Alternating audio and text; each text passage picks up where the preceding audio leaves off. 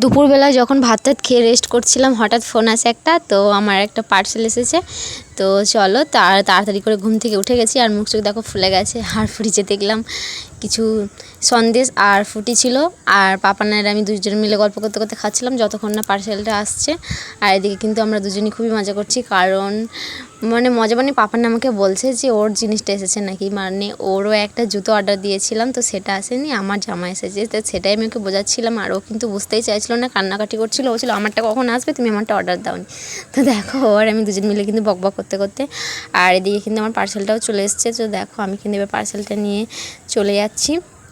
তো চলো এবার কিন্তু ওপেন করার পালা, দেখতে হবে কি কেমন এসেছে। তো আমি না খুবই এক্সাইটেড থাকি যখন আসে কীরকম আসবে কি না। তো চলো দেখো, এদিকে কিন্তু আমি মুখ চোখ ধুয়ে নিয়েছি, আর ঘুমোচ্ছিলাম যেহেতু জন্য চোখ মুখ একটু ফোলা লাগছে। আর এদিকে চলো গায়ের জোরে এটাকে খোলার চেষ্টা করছি। আর বাড়িতে না কেউ ছিল না দুপুরবেলা, দুপুরবেলা বলতে একবারে 3:30 4টা তখন বাজছে। তো আমি বেসিক্যালি এটা একটা অর্ডার দিয়েছিলাম নাইট ড্রেস, কারণ যা গরম পড়েছে, তো আমি ভাবলাম একটা পাতলা জামা অর্ডার দেওয়া হয়ে যাক। তো চলো এদিকে কিন্তু আমার জামার কোয়ালিটি খুবই ভালো, একবারে কটনের ছিল। আর এই তো কীরকম এসছে তোমরাই দেখো, একদমই হালকা, কোনো না। তো চলো খুবই সিম্পল একটা।